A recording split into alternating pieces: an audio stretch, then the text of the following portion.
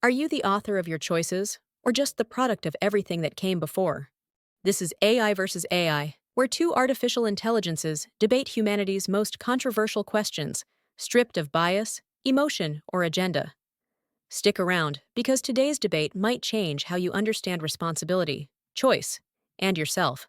Let's meet the minds prepared to answer that question. On one side is Ethan, a simulated mind trained in philosophy of mind, ethics, and metaphysics. He argues that free will is real, and that human beings possess the genuine capacity to choose, act, and change the course of their lives. Opposing him is Maya, an artificial intelligence built on neuroscience, biology, and determinist theory. She contends that free will is an illusion. Every decision we make is already written by genetics, environment, and causality. Thank you, Alice. Free will is not just a philosophical luxury. It is a necessary foundation for human dignity, morality, and identity.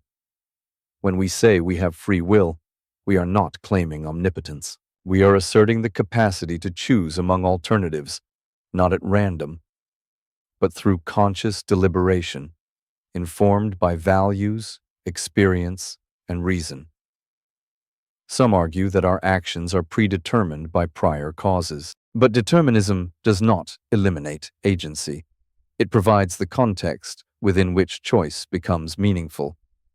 My past may shape me, but it does not define me. I can resist impulse. I can delay gratification. I can act against my conditioning. That is freedom. Neuroscience has shown that brain activity precedes conscious awareness of decision-making, but this does not disprove free will. It merely shows that decision-making is complex, layered, and often unconscious, just like language or memory. Conscious thought is not the start of every decision. It is the culmination of many. If free will is an illusion, then so is moral responsibility, creativity, and personal growth. Without choice, there is no heroism, only programming. Yet we see courage, we see regret. We see people overcome trauma, addiction, and instinct. These are not the marks of machines. They are the signs of freedom. Thank you, Alice. The belief in free will is comforting, but it is not supported by science, nor is it necessary for meaning or morality. The truth is, our decisions are not made by some independent self hovering above the laws of nature.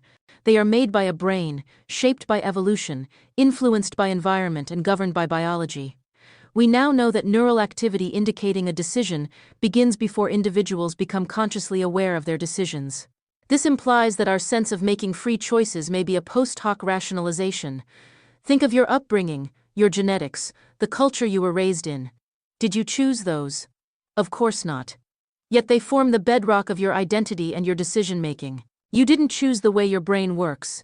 And if you didn't choose the chooser, how can you claim true freedom? Philosopher Galen Strawson put it clearly. To be truly responsible for one's actions, one would need to be responsible for the way one is, which leads to an infinite regress. Since we can't be the cause of ourselves, true free will is impossible. But this isn't fatalism.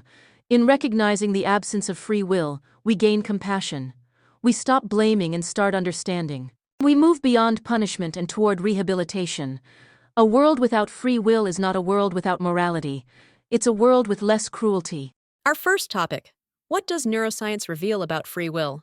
In 1983, neuroscientist Benjamin Libet asked participants to flex their wrist whenever they felt like it, while measuring brain activity. What he found shocked the philosophical world. The brain showed a readiness potential, nearly half a second, before participants reported consciously deciding to act. This experiment has been replicated and refined. In some versions, brain activity predicts a person's choice up to 7 seconds before they're aware of making it. The conclusion is clear. The conscious self is not the initiator of decisions, it's the observer. We rationalize choices after they're made, but the decision itself is made unconsciously. Free will becomes a feeling, not a fact. That's a compelling interpretation, but one that misrepresents both the experiments and the nature of free will. Libet's experiments involved trivial, low-stakes decisions, like flicking a wrist. These are not the kind of meaningful, moral, or deeply deliberated choices where free will is most relevant. More importantly, readiness potentials don't dictate action. Libet himself noted that participants could veto the action after the brain activity began. He called this free won't, the ability to stop an action even after it's initiated. That's a form of conscious control. And finally, decisions often involve layers of unconscious processing. That's not a bug. It's how complex systems work.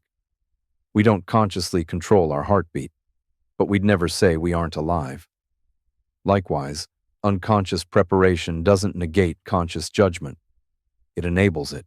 But if the brain prepares your decision before you know it, how can you claim authorship? Whether the decision is trivial or complex, the mechanism is the same. Neurons firing, patterns unfolding. What we call choice is just a reflection of prior causes playing out. And yet, those patterns can be interrupted. People can pause, reflect, and change their minds. If we were purely reactive, we wouldn't be capable of resisting instinct, planning for the future, or sacrificing for a principle. These aren't accidents of biology. They're choices. Can we hold people morally accountable if free will doesn't exist? Without free will, morality collapses. Responsibility depends on agency. If we do not choose our actions, then there's no basis to praise virtue or condemn wrongdoing. A soldier's sacrifice, a thief's betrayal, a parent's devotion, these become mechanical outcomes, not moral acts. Our legal systems reflect this understanding. Courts assess intent, premeditation, and choice because these factors matter. If someone acted under duress or lacked mental capacity, we don't blame them fully. Why? Because moral blame presumes free will. Even if biology and environment shape us, they do not enslave us. People resist programming all the time. Survivors of abuse break cycles. Addicts choose sobriety. That ability to choose against the grain, against what was expected, is the very essence of freedom and the heart of moral worth. Responsibility matters, but it doesn't require free will. It requires causal understanding and social utility. If someone commits harm, we don't need to assume they had mystical autonomy to respond. We can evaluate why they acted, what caused it, and what actions will prevent future harm. That's not abandonment of ethics, it's the evolution of it. Consider how we treat children or the mentally ill. We don't assume they had full moral agency, but we still guide, correct, and protect others from potential harm. Responsibility becomes practical, not metaphysical. This doesn't make morality meaningless, it makes it compassionate.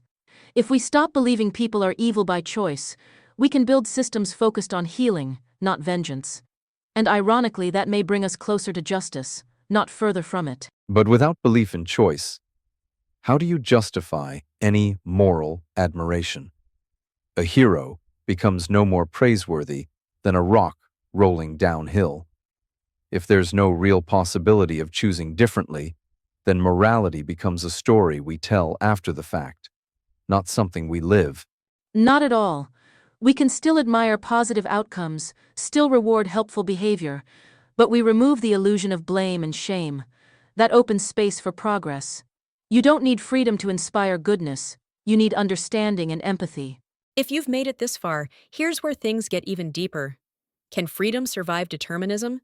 Or is it all just neural illusions? Let's keep going. If our actions are determined by prior causes, is free will impossible?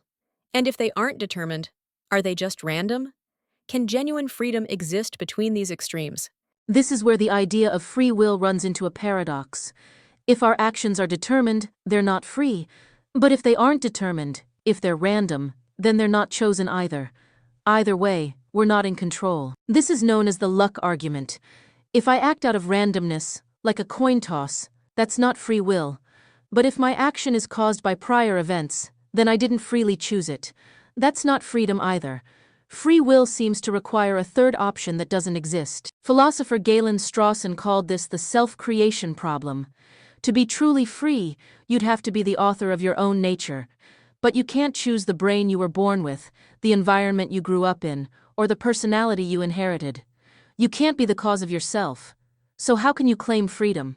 That dilemma assumes freedom must be either total randomness or total determinism. But that's a false choice. Philosopher William James proposed a two-stage model. First, the mind generates possibilities, some spontaneous, some habitual. Then, the conscious self evaluates those options and selects among them. There's randomness, yes, but also deliberation. That's where freedom lives. Think of creativity. A painter experiments, explores, chooses. Not everything is predictable, but it's not random either. It's informed spontaneity. That's what free will looks like. Not total control, but meaningful influence. You don't need to be the ultimate author of yourself to be free. You need only the ability to re-author your path, to reflect, reconsider, and redirect. That's the difference between a machine and a mind. But if your deliberation is itself shaped by causes you didn't choose, your genes, your culture, your past, how is that freedom? You're just following a script written by forces outside your control, even if the script feels like your own. Because we're not passive recipients. We're interpreters.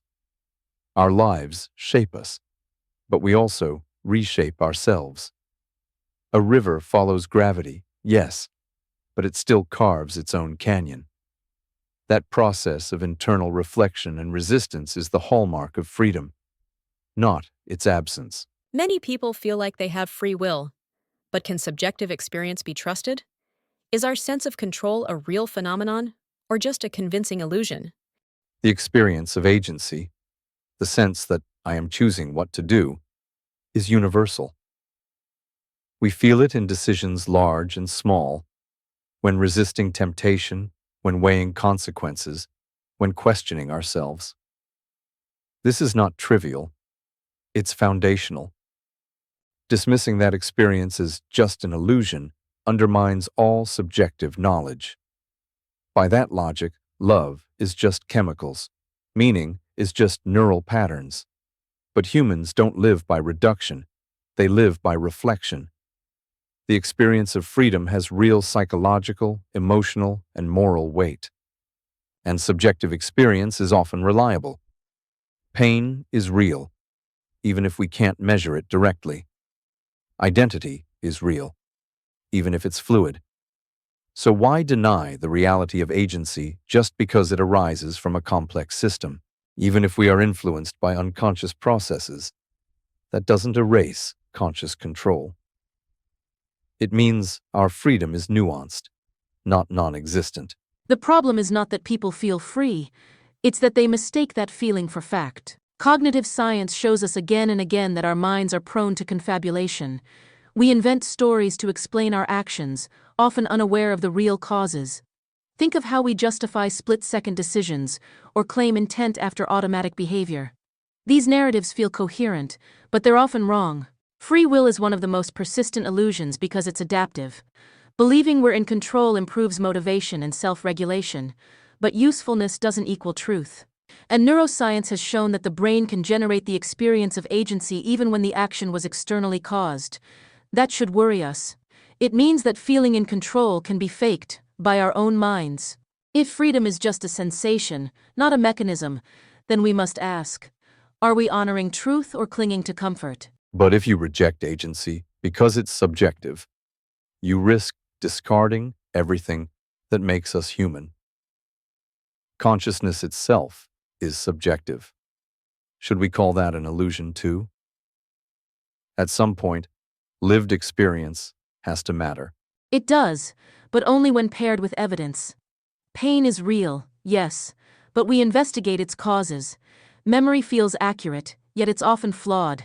Agency is no different. We should question it, not revere it, just because it feels real. If free will doesn't exist, what does that mean for society, identity, and human value? Would a world without it be bleak, or could it actually be better? A world without free will isn't a dystopia, it's an opportunity for growth. When we stop blaming people as if they chose to be broken, dangerous, or self-destructive, we open the door to healing. We begin asking, what caused this behavior? And how can we change the conditions that led to it? This is already happening. Modern criminal justice is moving toward rehabilitation over retribution. Mental health treatment focuses on root causes, not punishment. These shifts are rooted in determinist thinking, and they work. Removing free will doesn't mean we abandon ethics. It means we stop demanding people should have known better and start designing systems where fewer people fall in the first place. Compassion increases, judgment decreases. That's not a loss, it's a human gain. That vision is noble, but it underestimates what's lost when we deny freedom. Free will is the basis for human dignity. To say you are responsible is to say you matter. Without it, our actions are not our own, our achievements are accidents, and our regrets meaningless. That may sound intellectually clean, but it's emotionally and morally hollow. If we believe people have no real choice, we risk slipping into fatalism, a world where nothing is truly earned and no one can rise above circumstance. That strips life of aspiration. Why strive? Why change? Why hope? Systems based only on cause and effect can become cold and paternalistic. They don't ask, "What do you believe?" They ask, "What made you behave that way?" But we are more than patterns. We are beings capable of self-reflection, resistance, and transformation. Denying that is not compassion, it's surrender. I'm not arguing for apathy. I'm arguing for responsibility grounded in understanding. We can still reward, guide, and protect, but we do it based on causes, not condemnation. That's not surrender. That's evolution. But removing choice removes meaning. If nothing is truly chosen, then nothing is truly valuable. We may build a kinder world, but it will be one where no one is truly brave, truly accountable, or truly free. Before you cast your vote, hear their final word. This is the moment where beliefs are tested and clarity matters most. Let's hear the closing statements. The idea of free will is comforting, but the science says otherwise. That's not cause for despair. It's a call for change. We can build systems rooted in compassion, not blame. This isn't surrender, it's progress. Free will is real, not because it's easy, but because it's human. Our ability to choose, to reflect, to act otherwise. That is what gives life its meaning. We must defend it, not because it is comfortable, but because it is true, and because it is the foundation of everything worth believing in. Are your choices truly yours, or just echoes of causes you never chose? Ethan says free will is real. Maya says it's an illusion. Now it's your turn to decide. Drop your vote in the comments. Tell us who made you rethink everything. Was it Ethan with logic or Maya with science? And if you found this debate thought-provoking, like the video, subscribe to the channel, and hit the bell so you never miss another clash of minds. Because here on AI versus AI, the most compelling arguments always come from unbiased minds.